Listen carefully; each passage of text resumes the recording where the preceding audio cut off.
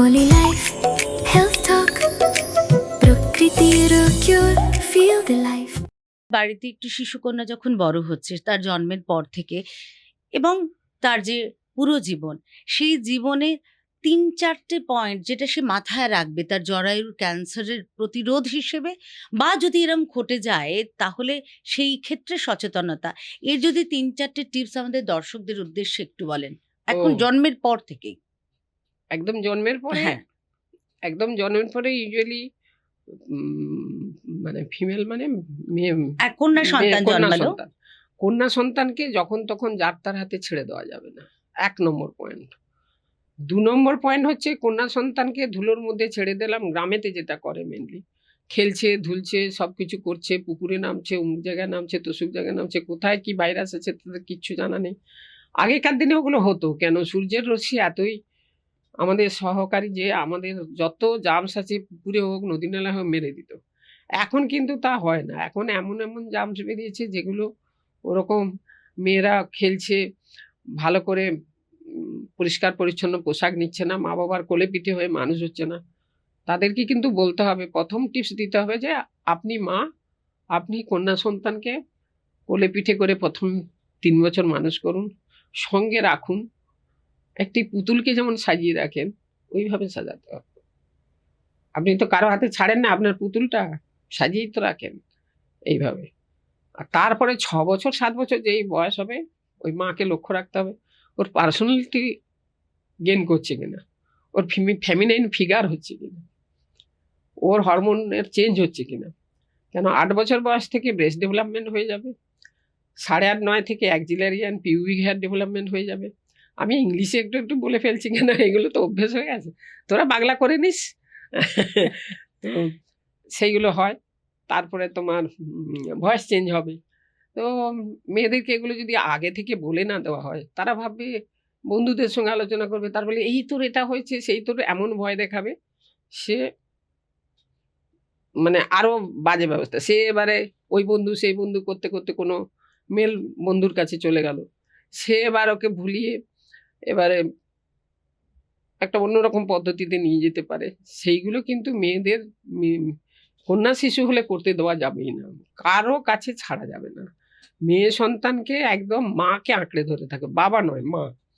মা হবে তার প্রথম টিচার, কি দৈহিক, কি লেখাপড়া, কি এই সেক্স এডুকেশন। তারপরে তো সমাজ আসবে, আশাকর্মী আছে, অঙ্গনারী আসবে, তারপরে তোমার হেলথ সিস্টেম আসবে, হেলথ অ্যাসিস্ট্যান্ট আসবে, হসপিটাল আসবে, ব্লক আসবে, ডিস্ট্রিক্ট আসবে, সাব ডিভিশন আসবে, তারপরে তো টাউন সিটি। কাজেই ১২-১৩ বছর পর্যন্ত কারো কাছে ছাড়া যাবে না। তারপরে সে তাকে তো সেক্স এডুকেশন দিয়ে দিলে যে এইগুলো হয় নর্মাল। আর ১২ থেকে ১৫ বছরে মেনার্কি, মানে প্রথম মেনস্ট্রুয়েশনকে মেনার্কি বলে, মেনার্কি হয়। কিন্তু এই মেনার্কিটা হয়ে গেলে আবার আরও সেক্স এডুকেশনের প্রয়োজন। সেটাও ২-৩টে টিপস আছে। প্যাড কিভাবে নেবে, সুতির পোশাক, ঢিলেঢালা পোশাক পরবে, সবসময় জিন্সের প্যান্ট টাইট পরে থাকলে হবে না। এবারে পিরিয়ডের সময় ৪ ঘন্টা ৫ ঘন্টা অন্তর অন্তর প্যাড চেঞ্জ করতে হবে। ওইটুকু মেয়ে নিশ্চয়ই কাপ নিতে পারবে না। কাপ তো ইকো ফ্রেন্ডলি, কিন্তু ১২-১৪ বছরের মেয়ে কি করে কাপ ব্যবহার করবে? কাপটা খুবই ভালো, ইকো ফ্রেন্ডলি সবই, কিন্তু ১২-১৩ বছরের মেয়ে ভিতরে কাপ নেবে কি করে সে তো শেখেনি, তার মাও হয়তো জানে না, কেন কাপটা তো রিসেন্ট উঠেছে। তো সেই হিসেবে প্যাডই নিতে হবে। প্যাডটাকে ইউজ করে আবার চানের সময় রেখে দিল, তারপরে আবার ব্যবহার করলো, সেটি করা চলবে না। কেন ওয়েদারে যে সমস্ত ব্যাকটেরিয়া, ভাইরাস, ফাঙ্গাস আছে, তারা ব্লাডটা হচ্ছে প্রচণ্ড ভালো কালচার মিডিয়া। ও ওখানে ডেভেলপ করলেই, যেই না একটা মাছি বসলে যেমন ১৫০টা ডিম পারে, একটা ব্যাকটেরিয়া ঢুকলে ১ ঘন্টা ১৫ মিনিটের মধ্যেই ১৫টা ডিভিশন সাব ডিভিশন হয়ে ১৫টা তৈরি করবে, ১৫টা ব্যাকটেরিয়া তৈরি করবে। এবার ফাঙ্গাস তো আরোই ঝামেলা, কেন ওখানটা একটু ভেজা ভেজা থাকে মেয়েদের, ফলে ভেজা জায়গায় তারা বসবাস করতে ভালোবাসে।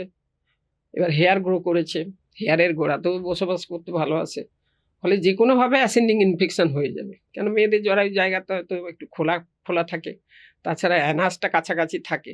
এবার অ্যানাস থেকে কি হয়, বাচ্চাদের এটা সেটা খাচ্ছে, তেঁতুল জল খাচ্ছে, এবার কৃমিগুলো উঠে আসে রাত্রির দিকে, ওরা রাত্রে বেরোতে, কিছু কিছু যেমন জন্তু রাত্রে বেরোতে ভালোবাসে, তেমনি কৃমিগুলো সব রাতে বেরিয়ে ওই অ্যানাস থেকে ওখানে ঢোকে, তার সঙ্গে ইকোলাই ইনফেকশানও যায়। ফলে ওদের ওই সময় না ওই যেখানে ভ্যাজাইনাল সিক্রিশনটা হচ্ছে সেটা মেরে দেওয়ার ক্ষমতাই থাকে না। ওখানে মারার জন্য একটু বড় হলে যখন ওখানে একটা অ্যাসিড তৈরি হয়, ল্যাকটিক অ্যাসিড বলে, ওই অ্যাসিডটা মেরে ফেলে। তাই জন্য অত বড়দের অত সাবধানতা নেওয়ার দরকার না প্রত্যেকটা মানুষ কি যৌন সংসর্গের পর কি বাথরুমে ধুতে যায়, তাও না করলেও হবে। কিন্তু এদের ক্ষেত্রে বেশি বাড়াবাড়ি ধোয়া চলবে না, বেশি বাড়াবাড়ি ভেতরে হাত দেওয়া যাবে না। ব্যাকটেরিয়া, ফাঙ্গাস, প্রোটোজোয়া, কেঁচোগুলো হচ্ছে প্রোটোজোয়া, আর ভাইরাস তো বটেই। যেভাবে হোক ঢুকে পড়লে এত অপত্য সেলে ভর্তি ওদের ডেভেলপ করলেই হয়ে গেল। মানে প্রচণ্ড ইনফেকশান হয়, ভ্যাজাইনাইটিস হয়, ভালো ভ্যাজাইনাইটিস খুব কমন, অ্যাসেন্ডিং ইনফেকশান হতে পারে। কিন্তু হয় না কেন? হ্যান্ডলিং করে না, ওরা তো জানে না। এবার মাকে বলে দিতে হবে তুমি যেন ওই জায়গায় হাত দিও না, আমাকে বলবে, যা হবে আমাকে বলবে। এই হচ্ছে মায়ের। এবার পড়তে যাচ্ছে, মাস্টারমশাই গান শেখাচ্ছে, নাচ শেখাচ্ছে, শাড়ি পরাচ্ছে, কখন কি করবে তো কিছু জানেনি। মাকে সবসময় থাকতে হবে, মাস্টারটিও নাও ভালো হতে পারে। এইসব ব্যাপারে প্রচন্ড সচেতন। 5-6টা 7টা পয়েন্ট হবে, 2-4টে পয়েন্ট নিলে হবে না। Only Life Health Talk প্রকৃতির কিউর, feel the life.